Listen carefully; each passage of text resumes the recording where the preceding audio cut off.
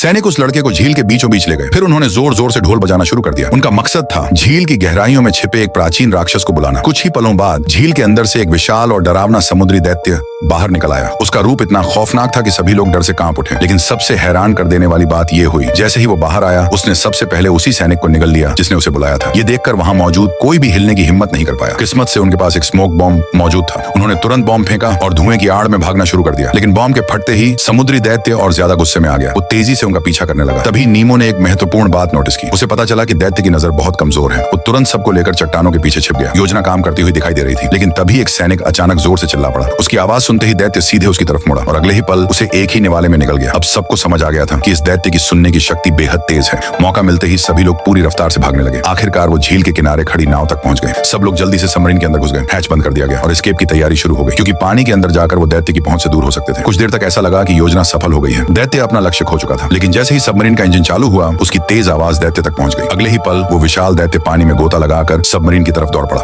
कुछ ही सेकंड में उसने पूरी सबमरीन को जकड़ लिया। उसकी ताकत इतनी ज्यादा थी कि सबमरीन हिलने लगी। पूरा कैबिन एक पूरा चक्कर घूम गया। स्थिति को संभालते हुए नीमो ने तुरंत आदेश दिया, इंजन बंद कर दो। उसका प्लान था कि बिना आवाज किए शांत पड़े रहें ताकि दैत्य की दिलचस्पी खत्म हो जाए और वो वहां से चला जाए। लेकिन उन्हें बिल्कुल अंदाजा नहीं था कि जैसे ही वह विशाल जीव सबमरीन के चारों तरफ लिपटा रहा, कुछ और भी भयानक होने वाला था।